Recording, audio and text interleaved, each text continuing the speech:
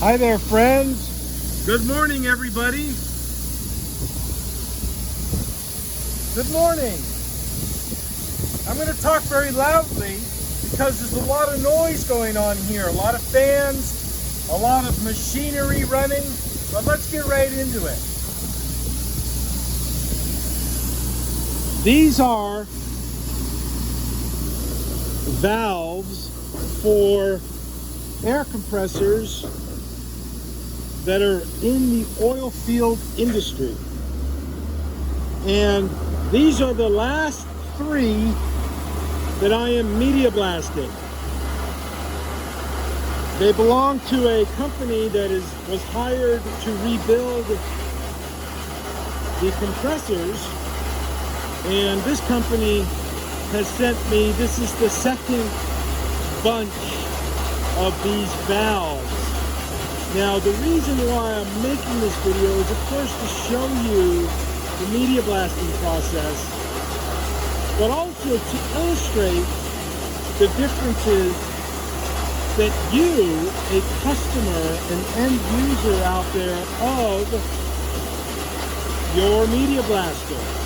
Say, for example, you have a car, you have car parts, you have small, delicate items like these. Now, there's a lot of sand blasters out there. I know most of them. And the ones I know would not be able to do this because they don't have cabinets like I do, and they're unable to delicately handle small items and keep them under control, get them clean, and not damage them. It's very critical that damaging is not done to your items.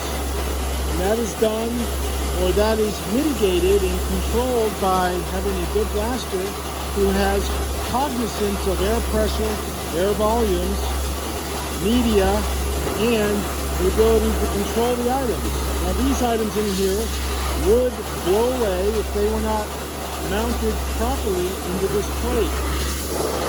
Okay? They would go blowing away in there and they'd be missiles. But they're not, because I'm holding them in place. But I'm also holding the camera with one hand and blasting with the other.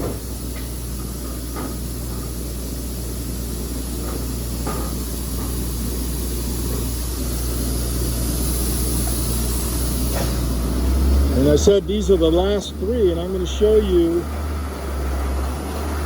all of them that I've done so far. But the point of this video, folks, is that when you're hiring a blaster, a media blaster, you want to make sure that they know the nuances of this type of work. Sure, you could hire a sandblaster to do this, and they'd hold each one in their hand, they tear up their gloves, and the sand would tear up these valves, these pressure valves that operate with oil. Oil pushes up against them, and if you change the mounting, or if you change the surface, if you change the surface structure, how it looks, and the profile of the surface, you're going to have problems. You're going to give somebody back problems that don't need to be there.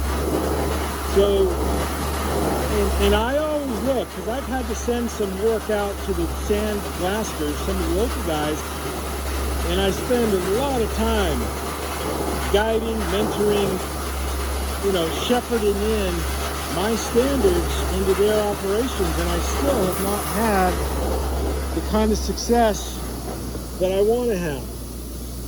That's why that big structure over there is nearly complete.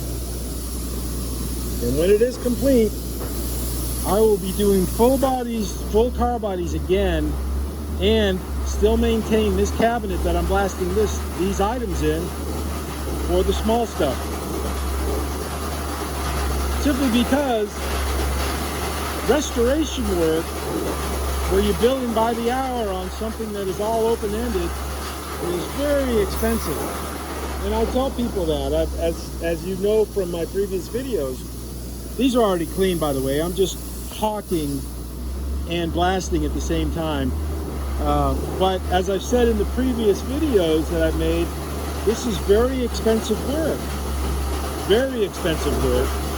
And a lot of times people are just not prepared for that long haul. So that's the biggest reason why I'm very motivated to get my system stood back up and operational again.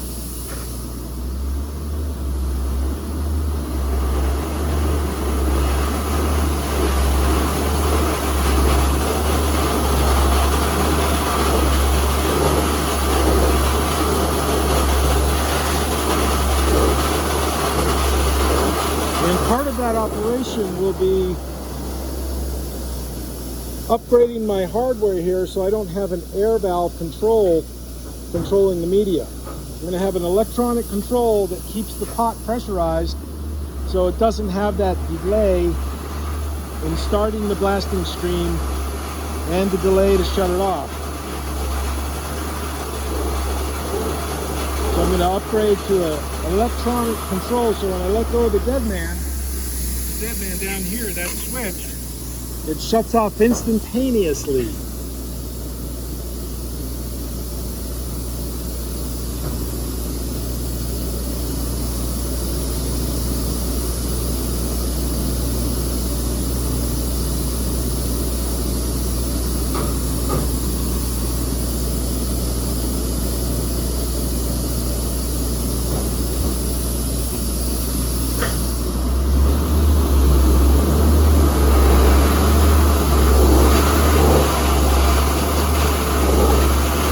But everything is always a process. Everything is a step-by-step to make sure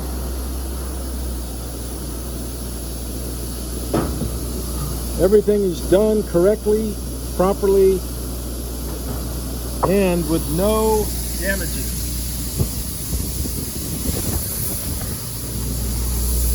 That's the goal. That's the objective.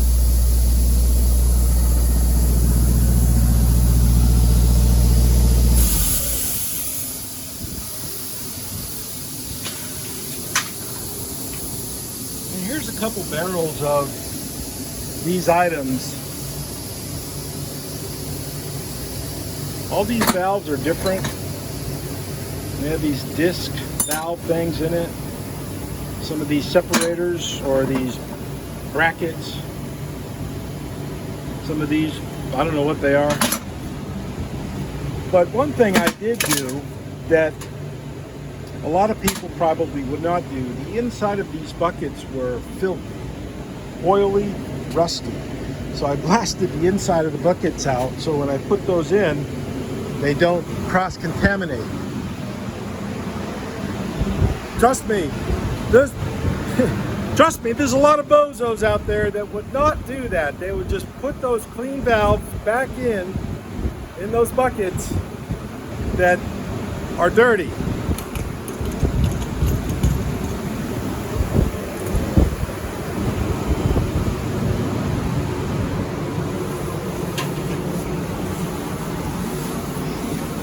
Now, since everything is done, I have to pull these grates up and make sure I don't have any of these valves at the bottom there.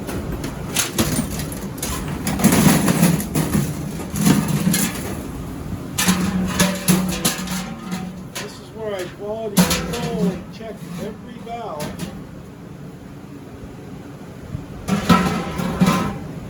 Make sure that it's good,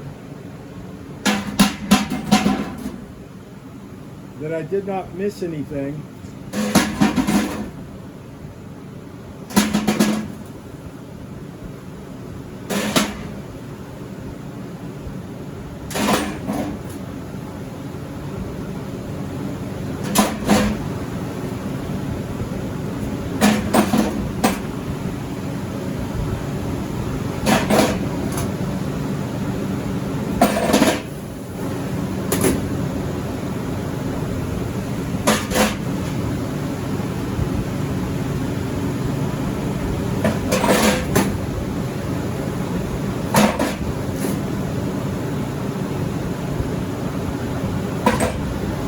Some of these valves actually have a lot of pitting in them, like this one. I'm not even sure if those can be reused because of the rust, but that's not for me to decide.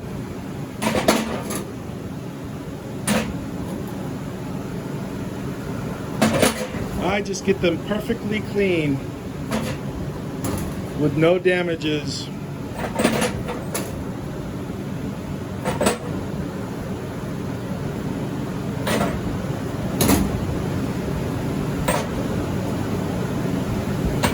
Okay, now pull this thing out.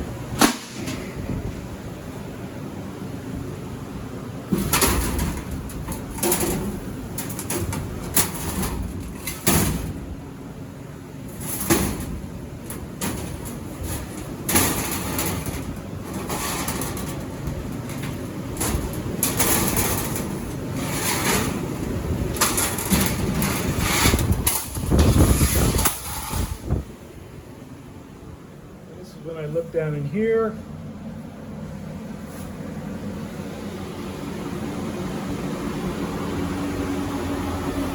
make sure there's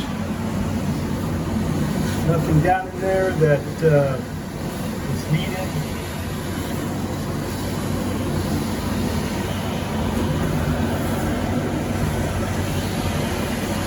Because if a guy gives me 183 items, he's going to get 183 items back.